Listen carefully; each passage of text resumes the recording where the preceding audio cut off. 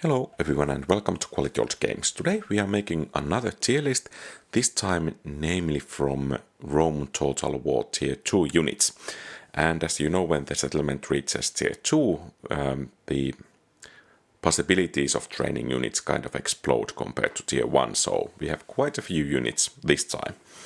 And the units are evaluated from campaign perspective, so it's not only about their fighting capabilities, but also their cost, their training time, the requirements, and also the faction's overall unit roster might affect the evaluation here. But without further ado, let's begin with cavalry units, including both melee and missile cavalry. And first we have horse archers, and as we all probably know, horse archers are rather OP in Rome Total War. Every mounted missile unit, also in Medieval 2 Total War, so most definitely they have a place in S tier. But actually, if the mounted missile unit happens to have wheels in Rome Total War, I think it can even beat quite a few melee cavalry units in melee.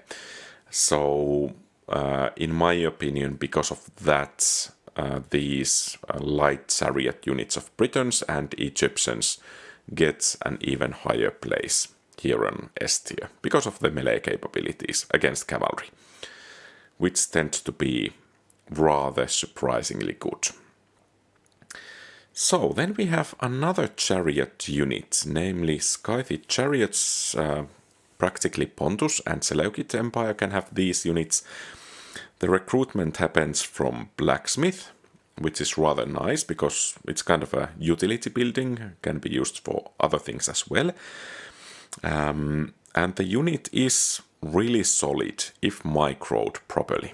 But if left to its own devices, it most likely will break rather soon. Or even worse, it will panic and run amok and actually might hurt your own troops.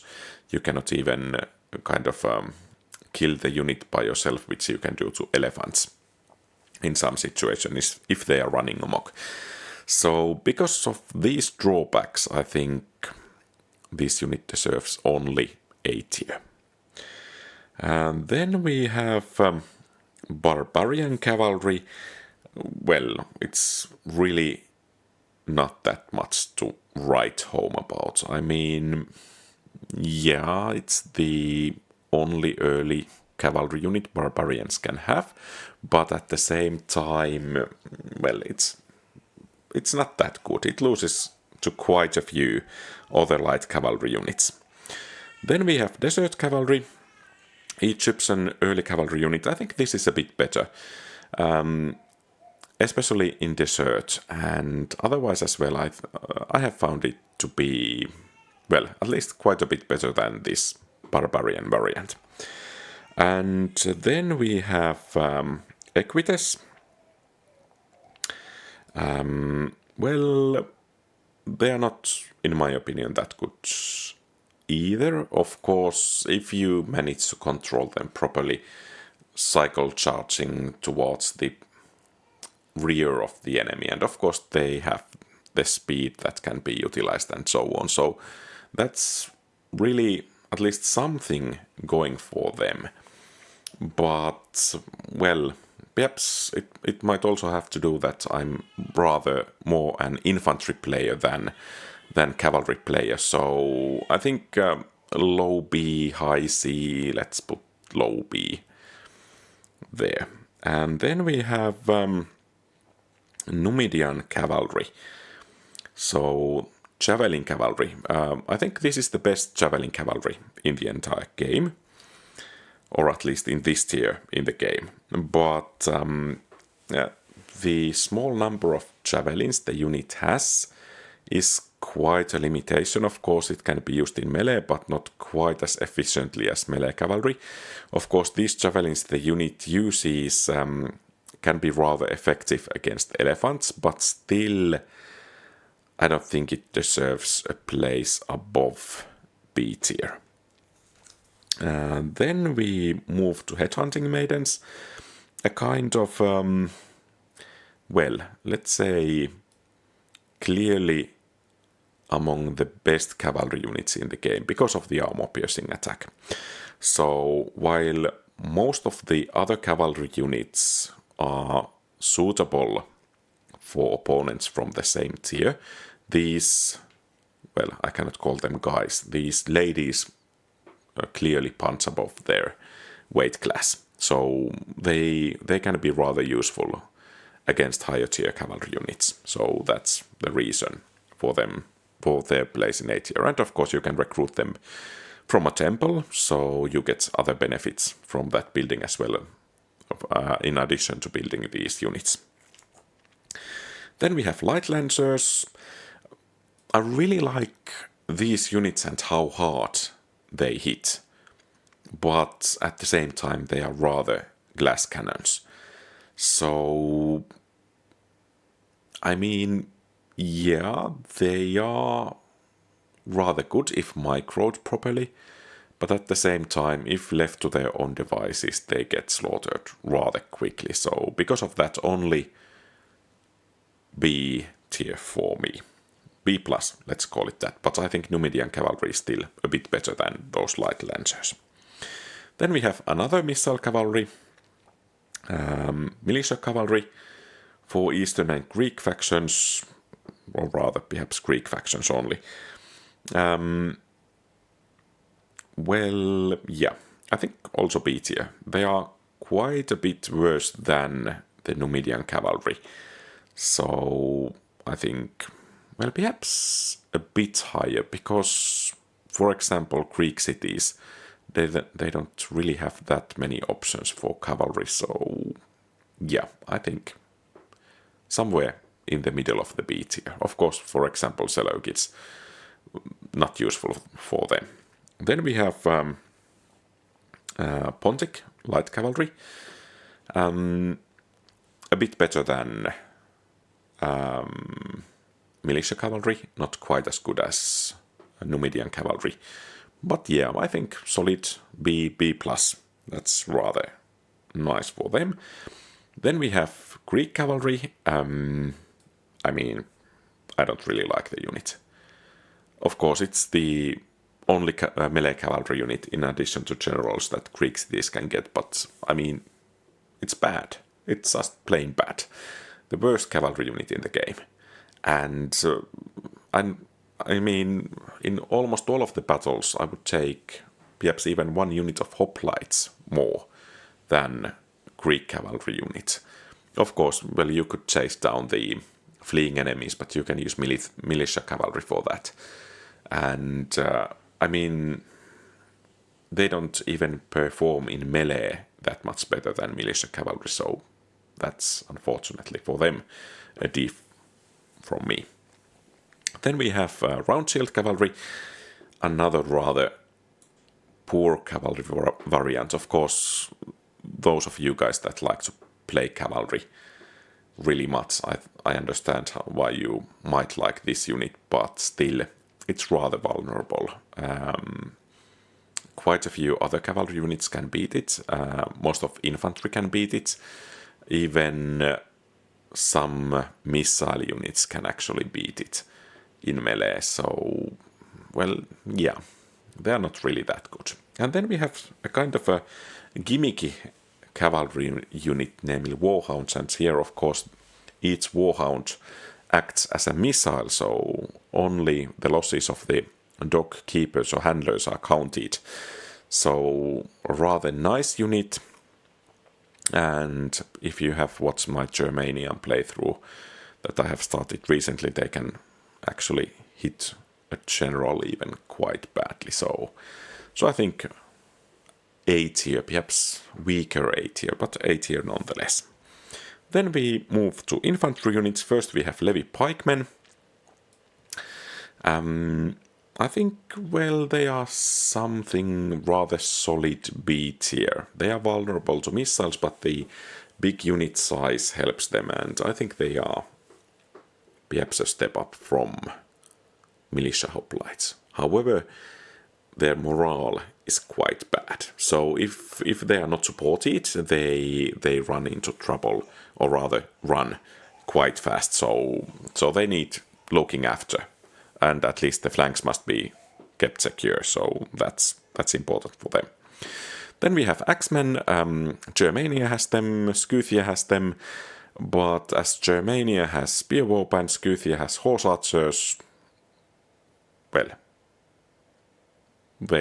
neither of them most likely is not getting these ones. So yeah, the unit is, I guess, decent enough, but the other units the faction can get from tier 1 just are better, so why to train these? I guess that puts them into C tier, even though the unit is decent enough. And then we have Falksmen. Yeah, they kind of hit hard, but if one hits them with missiles, they kind of fall dead rather hard. So, kind of a situational unit. If you can use them for flanking, that's great. If you need to go to frontal charge, I think they are not going to perform very well. At least against Romans, those pillar volleys will just wreck them. So, yeah, I think only B tier for these guys. Then we have Auxilia. And this might be controversial, but I'm going to put them into D tier. I think Auxilia is pretty much useless. They are post-Marian reform unit, which means that in most of the cases you have rather big cities, so you can begin to train early legionary cohorts, and so on. Okay, you can use Auxilia versus cavalry units, but you can also use legionary units against cavalry units, and most likely those legionaries will perform as well as Auxilia. And also, a minus for them, I think they are worse than Hastati, which is rather decent tier 2 unit. So it's kind of a downgrade for Roman tier 2 infantry units. So yeah, I don't like Auxilia. Yep, some of you guys like and you can find use to them, but yeah, I don't. Then we have Desert Infantry, kind of a upgraded version from Eastern Infantry. These guys actually have relatively decent morale and the bonus in deserts is rather nice. But still it's a spear unit, and spear unit in most of the cases in Rome Total War is not really that good. So you can use it against cavalry, and it can perform rather solidly against cavalry. But yeah, that's pretty much the only thing it can do. So I think I'm going to give it C+ here. Then we have Hastati.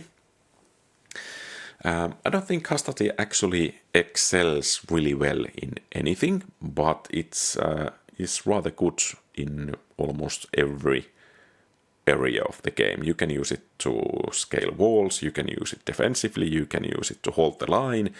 Those armor-piercing pillars are just wonderful. So I think these guys do deserve a place in A tier. And I have to admit, Hastati is my favorite unit, or at least among my favorite units in the game. So I don't know if that affects this ranking, but yeah, they are really, really nice. Then we have Hillmen, practically suffering from the same thing than this Desert Infantry. So they are spear infantry, can practically only used against cavalry, and Armenia, Parthia, they have not better infantry units, but they have better units, for example, missile cavalry. So I don't see that much reason in using or training these guys. Then we have Hoplites, the basic version, and I think these guys are rather solid. Of course, there is something to hope for with their morale. They need some protection on their flanks, but still relatively decent unit. If well protected, they can really punch and hold the line and keep the enemy at bay. So rather solid unit. Of course, nothing compared to Armored Hoplites, but Armored Hoplites is tier 3 unit, and of course kind of phases the normal Hoplites out, but until that, well, decent enough, in my opinion. Then we have Iberian Infantry, which is in interesting place. I mean, it's bad. I mean, I think it's D tier. You shouldn't get these units. Of course, there might be some cases where you don't have any other options, but still. They are cheap, granted, but when you are using them in battles, kind of you can be rather sure that they will rout rather easily. So, and they cannot hit really hard any of the enemies, so I don't think. As Carthage, you should try to get, I mean, Libyan spearmen are not that good either. You should try to get pointy infantry, so that at least should start to do something.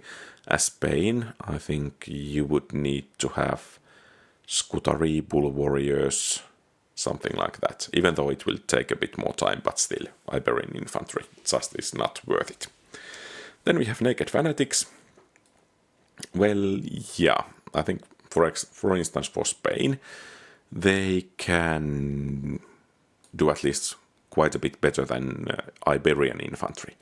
On the other hand, they take 2 turns to build, which for early unit is kind of bad thing.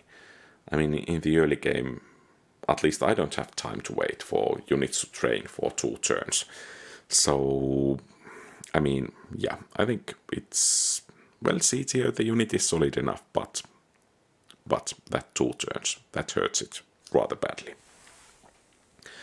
Then we have Nile Spearmen. I think they are rather equivalent to normal hoplites, and they get some bonuses in Desert, if I remember correctly. And furthermore, as Egyptian elite phalanx unit Pharaoh's Guard doesn't have shields, I think these guys actually might be rather good choice for the frontline infantry, because they can take some damage from missile units. So because of that, they go before the normal hoplites, but yeah, I think solid A tier, I guess, there, because I just like Hastati. Then we have Swordsmen, kind of a solid basic infantry unit. Warcry, of course, is rather nice. I think they deserve their place in solid B tier. Then we are moving to missile units. First we have Archer Warband. I think this is the best tier 2 missile unit in the game. So it has a bit higher stats than normal archers, and it cannot stand its own in melee, but it's not just as horrible in melee than other tier 2 missile units. So, and of course the long range is really nice, especially against AI. You can cheese it with the city walls when you are attacking a settlement with wooden palisade or something like that. You can most likely get hundreds of kills for one archery unit, so that's really nice. Also, if you play a battle defensively, these guys are great whittling down the enemies as they approach. And of course, if you have high ground, these guys can actually stand their ground against high tier elite archery units because of the high ground benefit. So they don't kind of get completely phased out even in late game. They can be useful even there. Then we have normal archers. Yeah, they are good, but not quite as good as those archer warbands. And then we have peltasts. Yeah. I don't really like the amount of missiles these guys, or ammo these guys carry. Of course, they can punch hard if they can throw those javelins to the rear of the enemy, but they are rather useless right after, or rather after they run out of missiles. So I think, well, C tier for me. Of course, Greek cities might really need them, and perhaps Carthage as well to some degree, but still, I don't like the unit. Then we have skirmishers, and well, I guess they are, well, kind of a bit inferior to peltasts, I think. So a place in C minus somewhere around here. And it seems I have omitted skirmisher warband. Well, it's pretty much similar to these, so its place would be somewhere around here. Then we have light auxilia, another post-Marian unit. Well, the unit itself, it's rather javelin skirmisher. It's not really bad, but once again, after Marian reforms, you most likely have rather big cities, and in those big cities you can most likely train archer auxilia, which is really, really much better than these light auxilia. So because of that, I think the unit is obsolete in most of the cases and deserves a place in D tier. Then we have Velites. I think it's one of the stronger skirmisher units in the game, so C tier, but I don't really like those skirmishers, so only C tier then. Then we have slingers, in my opinion not quite as good as archers, but the long range once again is rather beneficial. For example, in siege battles and in defensive battles and so on. So it can give you missile superiority, at least in longer ranges, and that of course will be quite beneficial. And then we have another, let's call it a bit gimmicky unit, head hurlers, armor-piercing missiles. That's really nice. It hits hard. Of course, it's kind of a glass cannon with short range, but with some skill you can even take out urban cohort with these guys. So they really punch above their tier or weight class. So they don't become obsolete, and of course you can get them from temples. So the building is not only used for training these guys, but brings other benefits as well. So I think they deserve a place in S tier. So here are my thoughts about tier 2 units in Rome Total War, in campaign setting mostly. What do you think? Did I miss something? Do you disagree or agree with me? Feel free to share your thoughts in the comments below. Thank you very much for watching. If you like the content, please leave a thumbs up and subscribe to the channel. Have a great rest of the day.